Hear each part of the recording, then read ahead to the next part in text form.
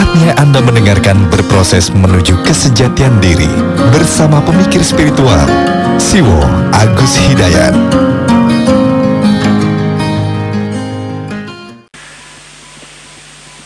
Kalau tadi kita sudah bahas Muslim, yaitu orang yang berserah diri. Tentu berserah itu apa yang diserahkan? Ya dirinya gitu ya. Bukan kalau orang punya identitas berserah diri maka dia sudah berserah diri, tidak. Jadi tidak bisa diukur dengan identitas, tidak. Tapi diukur dari sikap kediriannya terhadap Tuhan di dalam kehidupannya sehari-hari, 24 jam sehari. Ya. Tidak diukur oleh lambang-lambang, tidak diukur oleh baju, tidak diukur oleh isme-isme, tidak diukur oleh madhab-madhab, tidak diukur oleh identitas-identitas. Meskipun identitas masing-masing ada fungsinya, iya, masing-masing ada fungsinya, tetapi tidak bisa menjadi alat ukur. Sehingga kalau orang identitasnya ini, maka dia Muslim yang benar. Kalau identitasnya itu Muslim yang salah. Enggak, sepanjang yang saya tahu tidak. Meskipun saya lama punya ilmu yang seperti itu, mengkotak-kotakkan dalam itu merupakan bias dari egoisme saya terhadap sesuatu yang saya cintai. Ya, saya pernah mencintai madhab, saya pernah mencintai komunitas, saya pernah mencintai agama. Mungkin kecintaan saya yang tidak proporsional menumbuhkan egoisme saya. Yang pasti pendalaman tauhid saya yang kurang pada waktu itu. Setelah semakin mendalami tauhid, maka bentuk-bentuk egoisme yang sangat tersembunyi itu sedikit demi sedikit pudar. Kayaknya sih, kayaknya menurut saya ya. Tapi saya juga masih sangat mungkin bisa direvisi dan jangan tergesa-gesa untuk diterima ataupun ditolak.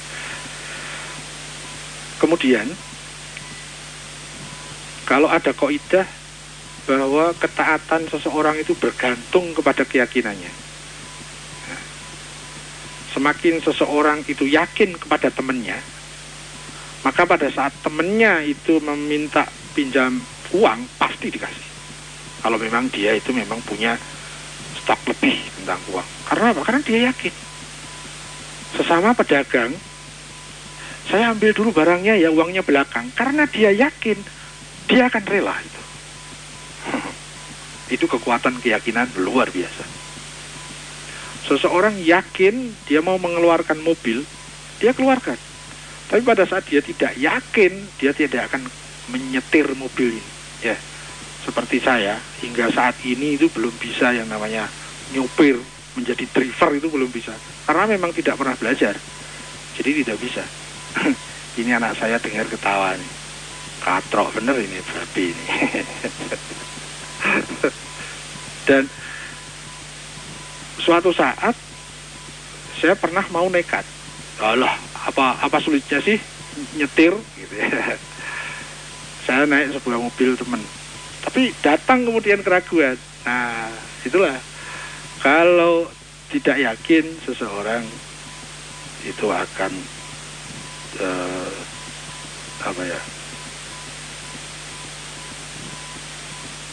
tidak akan melakukan sebagaimana mestinya.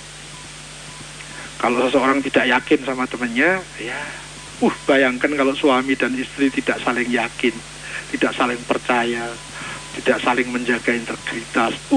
Bayangkan repotnya suami istri yang begitu dan harus hidup bersama dari detik ke detik 24 jam sehari. Atau antara orang tua dengan anak, atau antara kakak dengan adik. Itu sesuatu. Ya, tapi akibat itu pasti datang kalau sebabnya sudah diambil. Jadi kita konsentrasikan ke sebabnya, jangan ke akibatnya, ke orientasi ikhtiar, bukan kepada kejadian-kejadian dan hasil-hasilnya. Iman sesuatu yang lebih tinggi dari yakin. Iman itu ranahnya ada di spiritual, ada di jiwa. Kalau menggunakan istilah raga dan jiwa, maka iman itu adalah menu-menu yang terkait dengan masalah jiwa, spiritual, atau ada istilah lain rohani misalnya, atau jasmani rohani. Nah, kalau di pikiran itu masih dengan kata yakin, kalau sudah turun menghayat, hidup di dalam spiritual, di dalam dada, di dalam hati, di dalam jiwa, di dalam rohani, itu disebut sebagai iman. Jadi iman itu sesuatu yang lebih tinggi dari yakin. Adakah orang yang bisa beriman tanpa melalui proses yakin? Bisa, yaitu dengan pertaubatan, dengan pensucian. Bisakah seseorang beriman tanpa melalui pertaubatan? Bisa, yaitu dengan membangun keyakinan rasional, ya, kemudian dia secara bertahap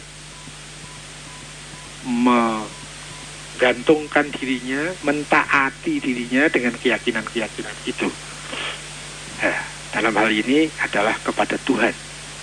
Maka secara bertahap dia juga akan mempunyai akibat-akibat keyakinan yang datang dalam dirinya.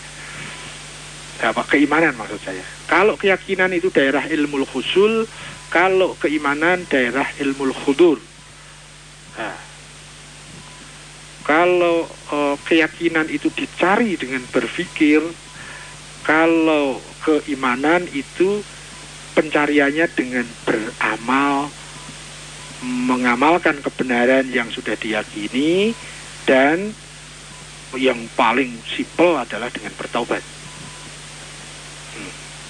Jadi kalau melalui tadi tahapan untuk menuju keimanan itu melalui fase ranah logika rasional, membangun berpikir, membangun pemahaman sampai menyimpulkan sebuah keyakinan sehingga dia yakin bahwa Tuhan itu ada, dia yakin secara rasional bahwa Tuhan itu selalu melihat kita mempunyai keyakinan secara rasional bahwa Tuhan itu maha adil, mustahil untuk zalim, mustahil untuk tidak adil, bahwa Allah itu maha baik, tidak mungkin, mustahil sama sekali Allah itu berhubungan dengan keburukan.